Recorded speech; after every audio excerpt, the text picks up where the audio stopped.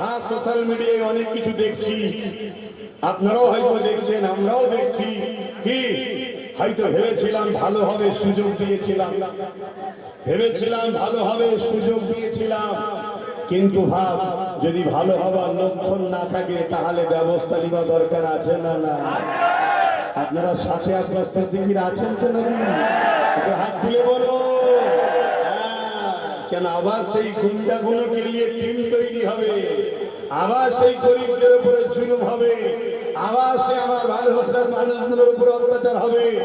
ভেবেছিলাম তুমি শুধরে যাবে, কিন্তু দেখছি তো না। একটা প্রবাদ বাক্য আছে, যার নোংরাই মুখ দিয়া অভ্যেস, সহজে সে ভালো জিনিসে মুখ দিতে। তারপরও ইসলাম বলছে একটু পরিবর্তন হতে চাইলে সুযোগ দেওয়া দরকার আছে না? এই সুযোগ দেওয়া হয়েছে, দিচ্ছি, দেব, কিন্তু পরিবর্তন যদি না হয় তাহলে তার কলার ধরা দরকার আছে না? না, তখন আবার চিন্তা করবেন না তো, কথা বলে। হ্যাঁ, পরের উপরে ডিপেন্ড করো না, নিজের উপরে ডিপেন্ড করো। ও লড়বে, আমি দেখবো না, আমি লড়বো, এটাই হলো বীরত্বের কাজ। এই হাজার লোকের ভিড়ের মধ্যে দাঁড়িয়ে না, একা চলো, হাজার ভিড় তোমার। আমাকে বলেন কিভাবে চলছে আর কিভাবে হচ্ছে, সেটা আমি কিভাবে বলবো বলুন? আমার না জানা থাকলে আমি বলবো কিভাবে? সব না সাজিয়ে করছি তো, কোনো জায়গায় ডিস্টার্ব নেই, এখানে ডিস্টার্ব হয়েছে তাহলে তাদের বলার দরকার ছিল, আমাকে বলেনি। ব্যাপারটা এখানকার ব্লকের যিনি আছেন দায়িত্ব, তিনি দেখছেন, দেখবেন, অসুবিধা হলে আমি আছি। ও আইসে বড় ভাইজানের কাছে নাম দিয়েছে, বা আরাবুল সাহেবের সাথে ভোটের 1 মাস আগে উনি হচ্ছে ঘুরেছে, আইসে করতো, রোড র্যালি করেছে, রোড শো করেছে। তখন আমরা ভয়ে আমরা ঘর ছাড়া ছিলাম, আমাদের আসতেও দেয়নি।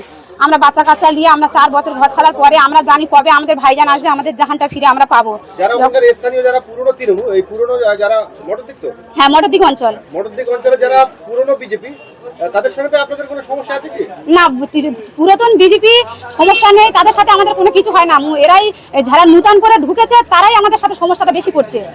এখন আপনাদের কি মারধর করেছে? হ্যাঁ, আমাদেরকে মারধর করে। আমরা একটা পার্টি অফিস নূতন করেছি, আরাবুল সাহেব উদ্বোধনও করে দিয়েছিল। আজকে 15 দিন 20 দিন পানা হচ্ছে। সেইটা বলছে যে আমরা আইএসএফ এর কোনো অস্তিত্ব রাখবো না এখানে, অথবা সেই পার্টি অফিসটা ভাঙচুর করে দিয়েছে। তৃণমূল থেকে যারা, হ্যাঁ, তৃণমূল থেকে যারা বিজেপি করছে, কতজন তারা হচ্ছে প্রায় 10-12 জন ছিল। আপনাদের গ্রেফতার হয়েছে কতজন? আমাদের 4 জন গ্রেফতার হয়েছে। আপনারা থানায় অভিযোগ করেননি যারা মারধর করেছে? হ্যাঁ, অভিযোগ করেছি। আচ্ছা, যাদের আপনাদের মেরেছে, আঘাতের চিহ্ন, ব্যান্ডেজ, হ্যাঁ, আঘাতের চিহ্ন তো অবশ্যই থাকবে, তো তারা বন্দুক নিয়ে মেরেছে। আবার সেই সব হোসেনের বিল্ডে যত চার্জার লাঠি ছিল সব চুরি করে নিয়ে তারা ঘরে সব বান্ডিল বেঁধে রেখে দিয়েছে। যত সব ফোল্ডিং সিস্টেম চার্জার লাঠি বড় বড়। আবার জয়নালের হাতে বন্দুক ছিল। জয়নাল এখানকার কোনো বাসিন্দার না, জয়নাল হচ্ছে বাংলাদেশি, ওর কোনো কাগজ, কোনো ডকুমেন্টস নেই। আজকে জানানো হয়েছে। কি বলেছে বড়? সেটা বলছে আমরা ঠিক আছে, তোমরা অভিযোগ করেছো, আমরা সেটা আমরা দেখবো। জয়নাল বাংলাদেশি, এই কথা লিখিতভাবে জানিয়েছেন থানাতে? হ্যাঁ। কি নাম আপনার? আমার নাম রাশেদা মল্লিক। আইএসএফ? হ্যাঁ, আমি আইএসএফ করি। আপনার কে গ্রেফতার হয়েছে এখানে? আমার স্বামী। কতদিন ধরে আছেন থানায়? কাল রাত 12টার সময় নিয়েছে।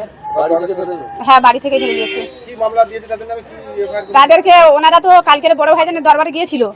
আমার স্বামীরা, আমাদের একটু প্রোগ্রাম আছে, একটু ওই বিষয়ে আলোচনা করতে গিয়েছিল। ওনারা বাড়ি এসে আমাদের মোড়ে মাথা নেমে গাড়িওয়ালা টাকা দিচ্ছিল, সেখান থেকে পুলিশ ধরে নিয়ে এসে বাড়ি যায়নি, আমাদের রাস্তায় থেকে তুলে নিয়ে চলে গেছে। আমরা জানাজানি হওয়ার পরে সব পুলিশটা সব ছিল, গিয়ে আমার শ্বশুরের নামে কেস দিয়েছে, আমার দেওরের নামে। আমরা ওদেরকে সব আমরা বলেছি যে তোমরা যাও, কোনো অসুবিধা নেই, আমরা কোনো চোর না ডাকাত না যে আমরা পালাবো। আমাদেরকে মেরেছে, আমাদের নামে কেস করেছে, আমরা কোনো চোর না ডাকাত না সন্ত্রাসবাদী না যে আমরা এখান থেকে পালাবো। আমরা সবাইকে তুলে দিয়েছি। থানায় এসেছিলাম, আমাদের মঠের দিকে কয়েকটা ছেলে অ্যারেস্ট করেছে, যাদের ধরে মেরেছে তাদের আজকে অ্যারেস্ট করেছে। ওসি সাহেব বলছে যে ওদের কেস আগে লঞ্চ হয়েছে, যার কারণে আমি ওদেরকে অ্যারেস্ট করতে বাধ্য হয়েছি। অ্যারেস্ট করেছে তার মাথায় বন্দুকের বাঁট দিয়ে মেরেছে। ওসি বলছে আমি বন্দুক দেখিনি, আমার সাথে যখন কথা হয়েছে তখন বন্দুকের কথা বলেনি, ওসি সাহেব বললো। কিন্তু আমি ওসি সাহেবকে বলছি ওদের ডিগির মধ্যে 3খানা ছোট মেশিন ছিল, ওরা মেশিনগুলো বার করে নেওয়ার পরে আপনারা গাড়িটা সিজ করেছেন, আপনারা তখন গেছেন, তার আগে ওরা বন্দুক নিয়ে ওরা পালিয়ে চলে গেছে। তারপরে আমাদের ছেলেদের পার্টি অফিসে গিয়ে গরু পেটা করলো। একজনের দোকানদার, সে দোকানে আসছিল, তাকে রাস্তায় ধরে পেটালো।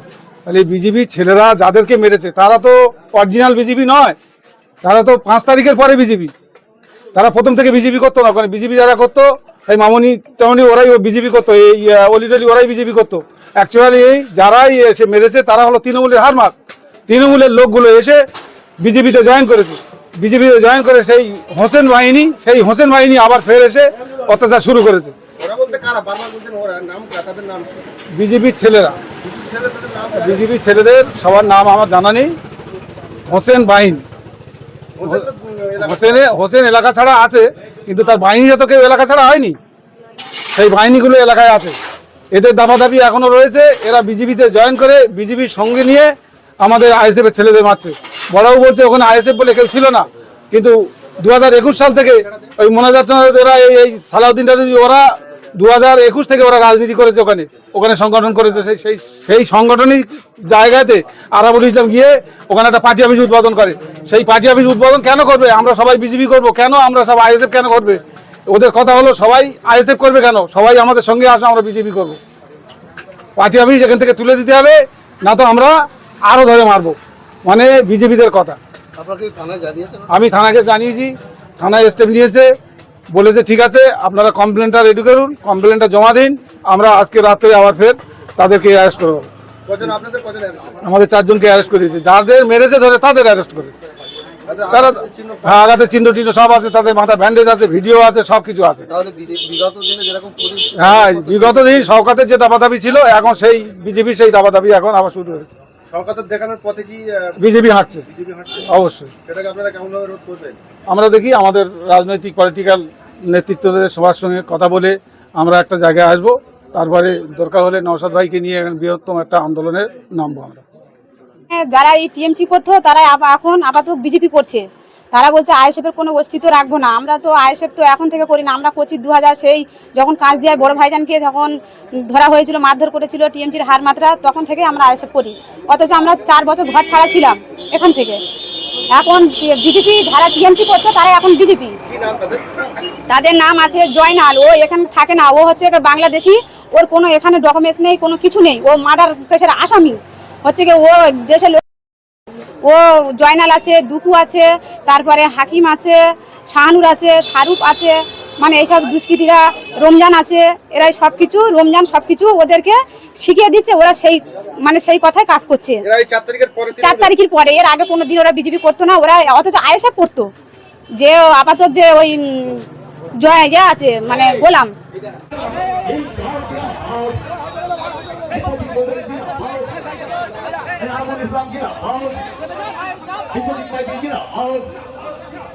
শঙ্করপুর অঞ্চল কমিটি আরাবুল ইসলাম তোরাই জানাই স্বাগতম।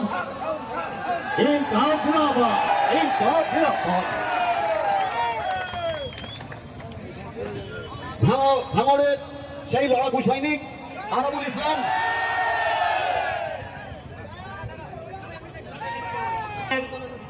ক্যানিং পূর্বে যিনি আইএসএফ করেছিলেন মাটি কামড়ে, আমাদের ছোট ভাইজানের সৈনিক হিসাবে লড়াইয়ে কোনো খামতি রাখেনি।